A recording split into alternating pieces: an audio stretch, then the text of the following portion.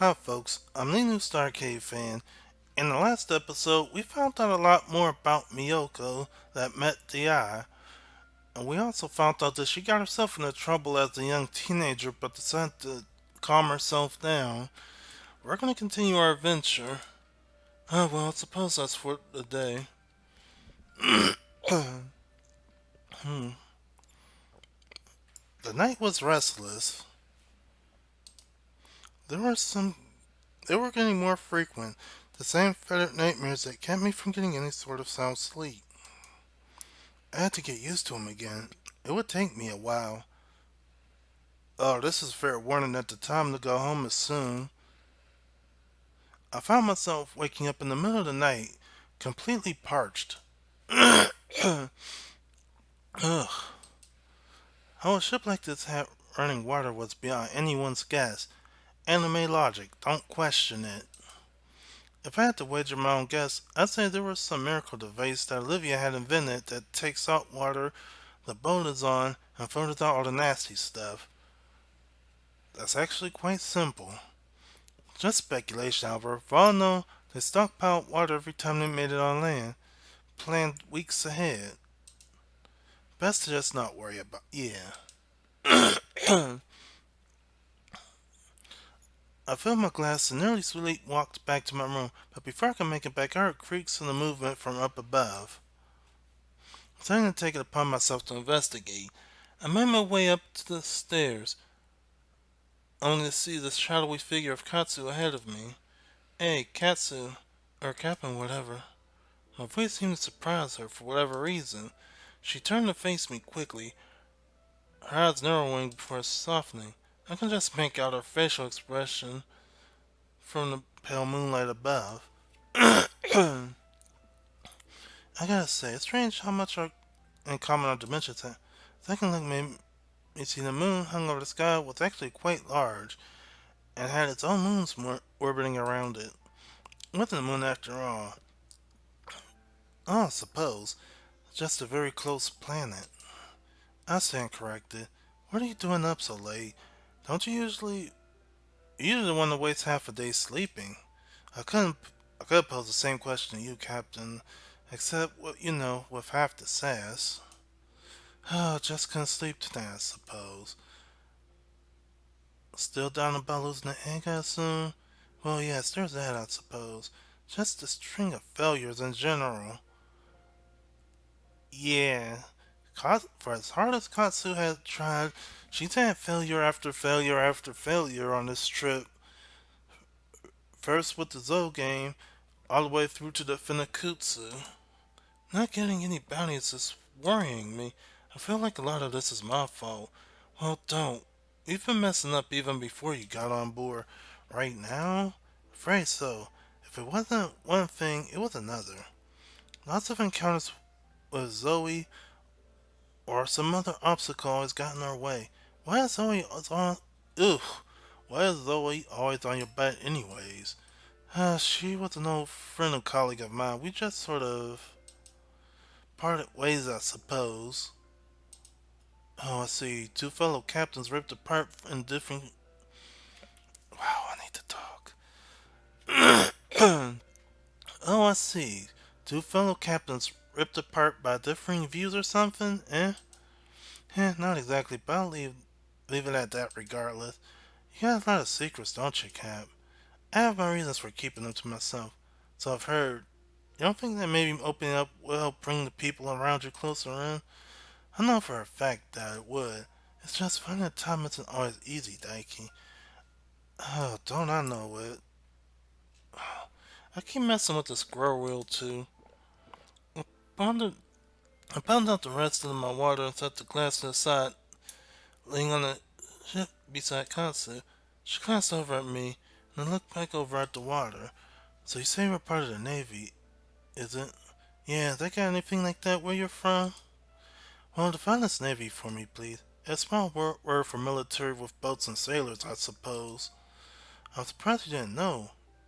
Yoko calls me sailor all the time, so I assume that's her sort of pet name for men she meets overseas. Oh, made you feel special, didn't it? Yeah, she has a way of doing that. Can't argue with that. She makes a good nurse for a reason. and a good right hand woman as well.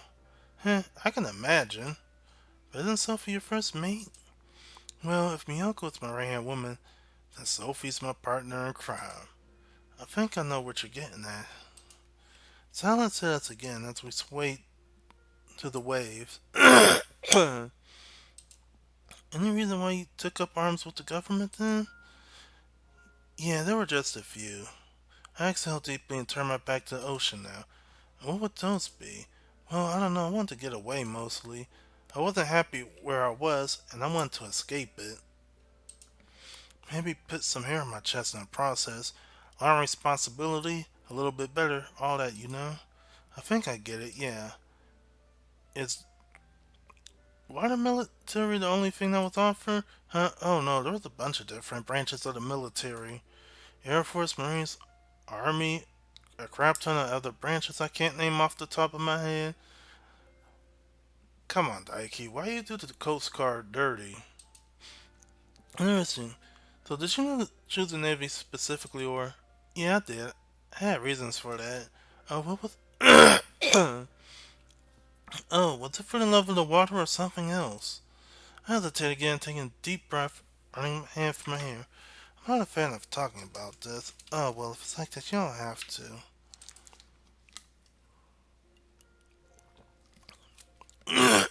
Excuse me.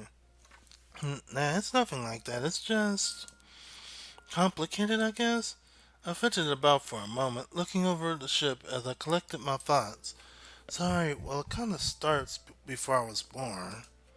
My family, well, my mom and dad were sort of, let's just say, my father wasn't ready for a kid, I guess. Ah, and when my mom was at the time, she wanted to keep it. He didn't. A bunch of fighting happened. Well, he ended up walking out on her, joining up with the Navy. That's at least what my mother told me, anyways. Oh, so you thought that. It's stupid, I know. First of all, I would have no idea what he looks like, and he's never seen me. Yeah, that's absolutely true. So, like, even if I did bump into him at some point, we wouldn't know each other, and we never will. My eyes scanned across the wooden floorboards beneath us, but I was always hoping, you know? Some sort of weird miracle that would happen that I might in some way see him again. For the first time, I suppose. The wind rustled through, accentuating the silence between us.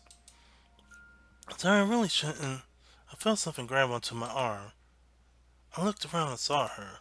She had this sort of crestfallen look to her face and stared off at the sea. She made no more moves. She merely had a grip on my arm. I felt her thumb rub across it for a moment before she spoke. Katsu, she really is a good woman. She's very strict, but still a good woman. I was led to you. Remember that? Yeah, the Mahoko. It showed me a little blue oval on his face. I decided to follow. Follow it like I always did. No idea what to expect from it. And that's when you appeared, fell right into the waters nearby. We scooped you up and made sure you were alright. Yeah, I remember. You have a home and I just completely forgot about that. And I'm sorry. No, I mean, I suppose it's been some time away from there. And people may be worried about me, my mother in particular, and a few friends. Natsu didn't reply, her eyes still to the ground. But I mean, they'll be fine. It's only been a week less. I've been gone for a lot longer than that. Besides, I think I sort of needed this to get away from all those thoughts I was having. Have you really been able to escape all of them? Well, before I could continue any further, a white light emitted from Katsu's pocket. She withdrew the object from it, going wide-eyed at what she saw. Oh my! What? What's up? I had to break up the mood, but I think we got something. Something big. And what would that be? She held up the compass at me. A white outline of what a dragon looked like appeared across its face. I looked past it and over at Katsu, whose familiar adventures grin once again plastered across her. It's called a Kuryu, a word with dragons. It's one of the rarest creatures known in existence, and we now have a compass pointing directly at it. And with that, we're gonna end it here. If you liked what you've seen, don't forget to like, comment, and subscribe and share because it helps the channel out a lot. Anyway, I'm the new Star Arcade fan here saying thanks for watching, have a good day or night wherever you are, and bye for now.